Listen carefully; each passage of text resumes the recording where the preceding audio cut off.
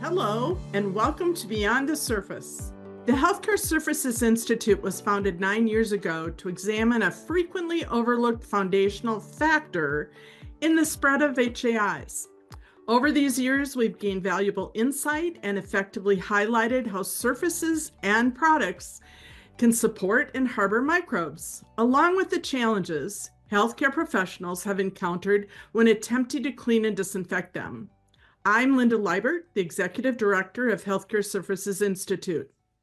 On our podcasts, we will interview healthcare experts, patients, thought leaders, researchers, and many others about the challenges we face in our ongoing battle to mitigate the spread of microbes that cause HAIs and solutions that are being introduced.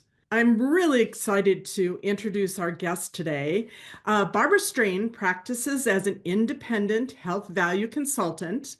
She assists a wide range of clients from new, emerging, and disruptive technology, Fortune 500 companies, and medical innovation centers in developing relevant value propositions. She is a thought partner, reimagining value program governance structures and practices for providers.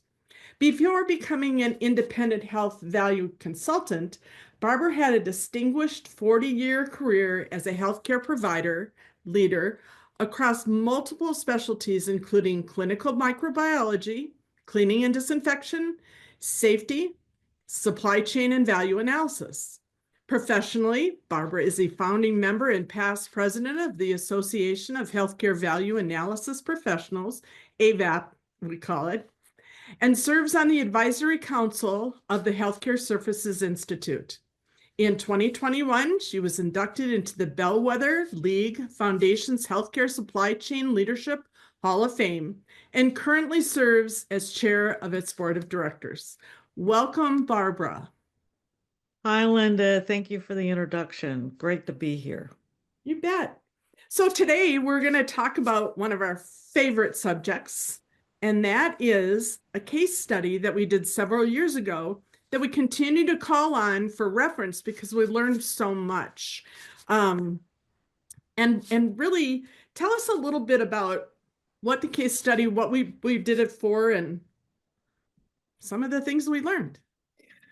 Great. Thanks, Linda. We've gotten a lot of traction out of the case study, and it started in like the 2019 time period. Remember those days before COVID and everything sort of exploded? And we had found out through various discussions that a large hospital in the Midwest had had some difficulties with a particular manufacturer's monitoring device. And we got the manufacturer and the hospital together, and with a promise of anonymity, they really just unloaded all of the facts, all of the data and everything. And we said, oh my goodness, what we discovered about surfaces and cleaning and disinfectant, we have to put all of this together and really get it out there and socialize it through HSI and in partnership with AVAP as well at the time. So the backstory to this is the theory is the more focus we put on cleaning and disinfection, the better. And we have come to learn over many, many, many years that damage is happening to critical pieces of equipment, in addition to just the regular surfaces, which creates an environment for microbes to attach and spread. And so when we talked about doing this case study, one of the things we were really focused on is the cleaning and disinfection component of it and what was happening. Why was there damage? So tell us a little bit about what we learned.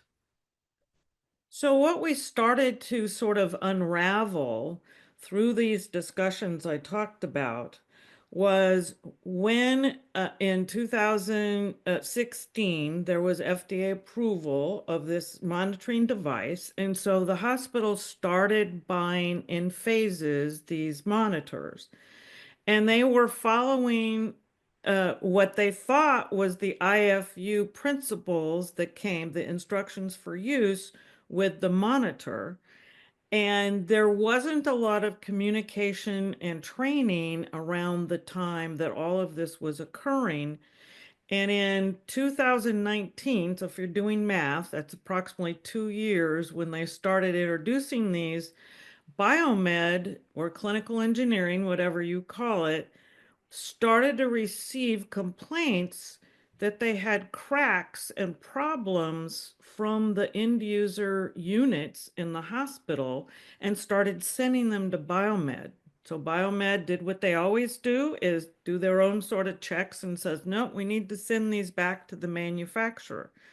So which turned out to open up the whole sort of tableau of what transpired next. So let's back up a little bit. So when a medical device decides they want to go to market, they are required to go through FDA 510(k) clearance, depending upon the type of device that exists. Correct. And so the manufacturer took their product, followed the process that they would follow for at that time for the FDA. They took their product and they were required to do testing of a disinfectant to show log reduction, correct? Right. And then what they did is they received no real guidance. They were FDA didn't say try this disinfectant, that they just said we need to see a log reduction. And so the manufacturer tested their product with one type of disinfectant and passed that criteria. So now let's fast forward a little bit. And now we take the product to the facility and they introduce it into service. Right. And go from there a little bit about what happened next. I mean, we got FDA clearance, now what? Right. So what a hospital does when they onboard a new product, they've got to go through so many different things of training and things. And one of which is critical, is what does the manufacturer instruction for use say about how do I clean it? When do I clean it? What do I clean it and disinfectant with, etc. Well, unbeknownst to the manufacturer, the one disinfectant that they had said, yep, we passed our test. Again, no real guidance is given to what one or how you do it, etc. And what the hospital they didn't know is an infection prevention and control, because of the type of patients that they might have at any given time. They did not use that particular recommended manufacturer tested disinfectant. They used a totally different disinfectant. So they said, well, we're just going to use what we normally use, which has worked just fine in our organization. So there was a disconnect and no real training given where that may have come up for the instruction for use.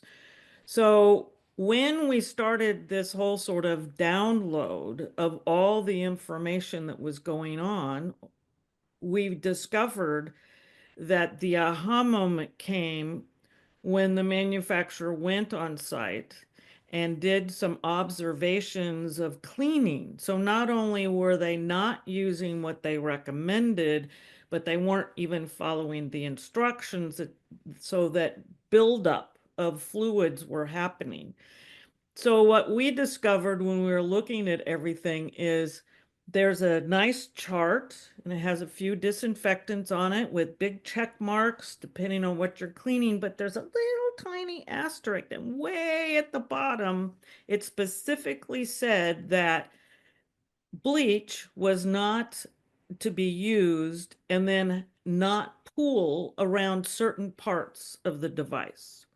Well, that ensued then the big discussion by the manufacturer with the hospital. And then what do we do now? How do we recoup all this? Right. So one of the things too that we discovered about that time was we learned that sales representatives came in at all different levels, different areas of expertise to sell their product. And they were providing information that that particular person that they were speaking to would want to know. So one of the things we learned is that there wasn't communication throughout the hospital, but there also wasn't communication with the manufacturer so they could understand that. And I believe, correct me if I'm wrong, that there was actually a policy at that facility that they couldn't use that type of disinfectant in a patient care area. So it was Right. actually a hospital policy. And so we discovered too at that time, communication was a huge issue. There were all kinds of gaps. So we discovered, as you mentioned, gaps in training and gaps in communication were the first couple of aha moments and big issues. Right.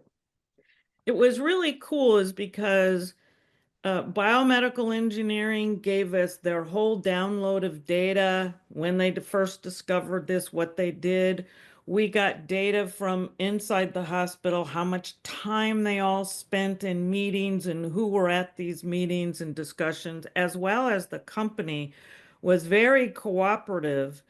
And at one point, what the company did is they sent the damaged monitors out to a third-party lab to find out what the testing actually was attributed to. And they found critical damage and cracks and crevices and things had developed, but it was not part of the manufacturing process, but the cleaning process. Then once that was known, they got 5 commonly used disinfectants at this hospital, and the manufacturer sent those to a different laboratory to be tested. And 4 of them failed the test, and the only one that passed the test was the disinfectant that the original manufacturer had tested. So if more disinfectants commonly used in the real world, which is suggested by FDA in their labeling instructions, they would have discovered this and it would have been reflected different on their manufacturer's instructions for use. Definitely. It was that was an interesting aha moment that we all found. And it really highlighted the fact that we need to do things differently. We need to really look at Right. this issue.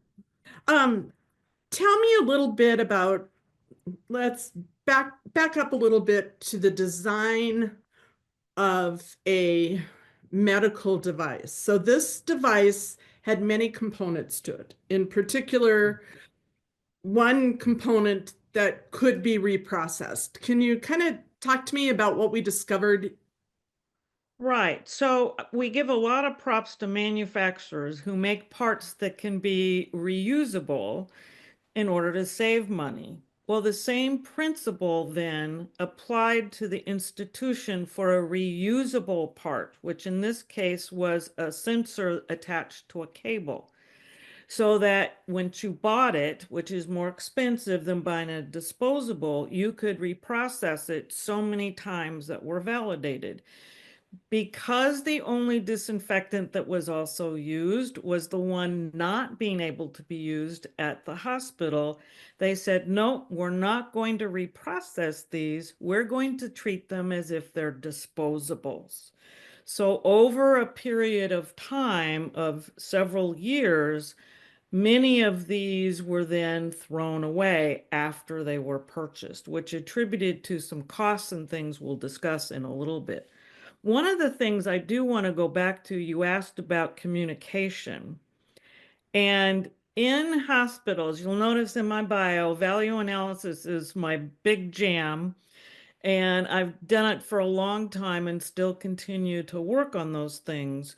And in the hospital, there was a value analysis coordinator who knows all the professional things to do and pull things together.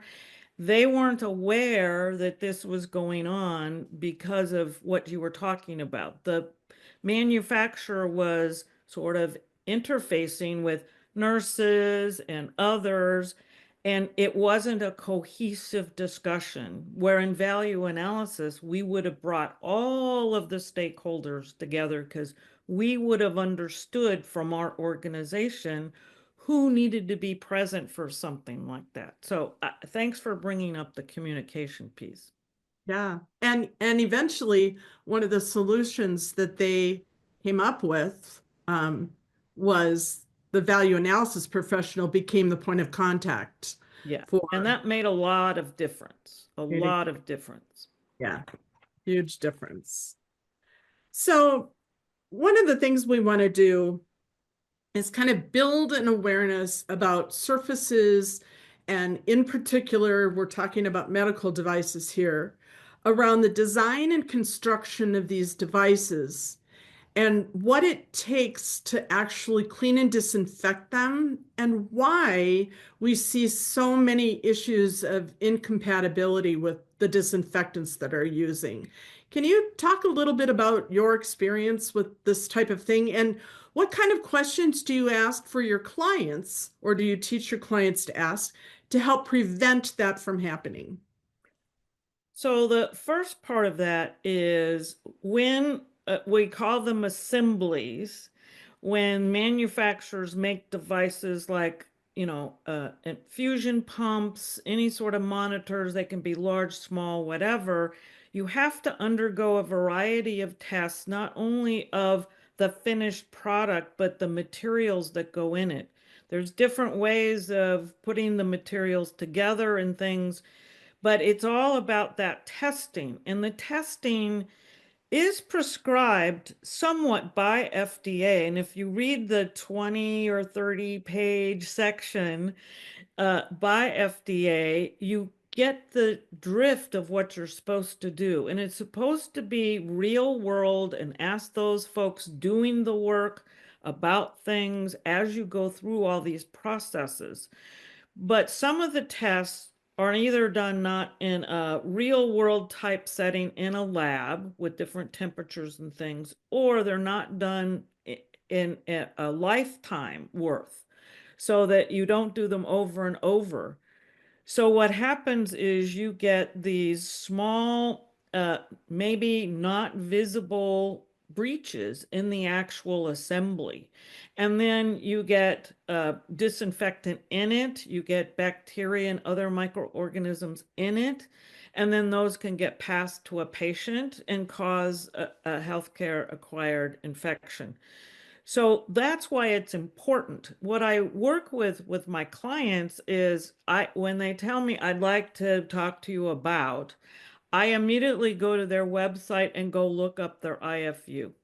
And the IFU can be anything from wash it with soap and water, use some sort of household ingredient like Lysol or Pine Sol or something like that.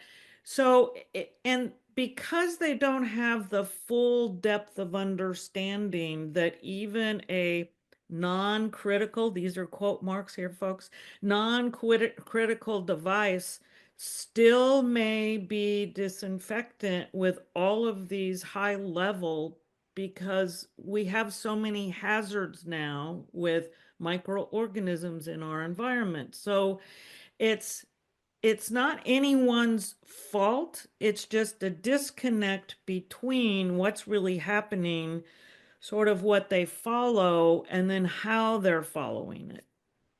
So you brought up a really good subject, instructions for use, or IFUs. And these are manuals that come with the new product. There is a new regulatory requirement that you must follow these manufacturer instructions for use. Can you tell us a little bit about the challenges with those documents? And in this particular case, what we learned, and then how the hospital came up with a solution. Right. So the instructions for use are difficult to follow most of the time just because so many different people are doing different parts of cleaning and disinfection. It's not just the environmental services folks, but sometimes it's right at the point of care. But what happens is there's so many different materials that might be involved even in making one of these assemblies, or a lot of materials in a patient room, that you might have to follow 20 different instructions for use when you're cleaning. And if the manufacturer only picked certain disinfectants or cleaning agents, they might not align. It's more the Swiss cheese effect. And you might then not disinfect the right thing with the right thing. So it's really difficult to align those things. And so you really don't give a chance for the organisms to be entirely killed with a disinfectant if you're not using the right one, but the materials are just so important. And cleaning and disinfection is very complicated, isn't it? It Complex. is. A lot of things play into it, and Mm-hmm. no single type of disinfectant. There are also no touch solutions and things like that. Yeah, it's a big kaleidoscope of different sort of between equipment, wet disinfectants, the methods in which you apply the disinfectants with using cloths and what kind of cloths, are they sprays? It's just a variety of things that are just so much to say, just tell me what to use, I'll use it. But it's not that simple. Yeah, typically environmental services professionals have just a set number of products on their cart when it comes to cleaning and disinfecting. So a lot of times what the IFU is telling them is not available to them. And so Right. And they the other part that we haven't mentioned is the EPA, because the EPA in their instructions that come with the disinfectant will tell you how to apply it, how much to put on a cloth, dwell times, all those sorts of things. And some of them, they just don't match what the IFU on the manufacturer's instructions might also tell you. So we're getting close to the end of our time together. There's a lot more to this study. We've just really touched on the issue of surface disinfection compatibility and then what can happen in a real world case study. But a lot of things came out of this study at the end. There was a list of recommendations. Do you happen to have that? Or do you want me to read it? I do have the list of recommendations. The one thing I do want to mention is out of all those different things that happened, the cost associated with all of this, whether it was the monitors or the reusable devices that were actually thrown away because they didn't want to clean them, all total, when you put it together, was over $4.8 million cost. Some of that to manufacture, most of it a burden to the provider. So it goes without saying that these are really important. But some of the lessons learned at the end was one, that whole coordination by a point person at the hospital. And if you've got a value analysis program, that should be it because they understand how to do that. Also, it was communication in general, whether it was internal within the provider or the manufacturer, or communication between the two of them. So they must also, as a manufacturer, have a point person and understand and have sort of a project plan all put together. And then all stakeholders need to really understand this and do it together. And then training is so important. And in supply chain and value analysis, we call it a go, no go decision. So all of these things are on a timeline. And then you say, we're ready. It's like starting a NASCAR race and waving that flag and say, go. Exactly. The other thing for the manufacturers that might be listening, one of their big learnings was um, number one, communicating and understanding what was going on in the healthcare environment as far as training. So they ended up developing an additional training program because the group that they trained was not the only group that was cleaning and disinfecting their product. The other thing they did, testing for a manufacturer is extremely expensive.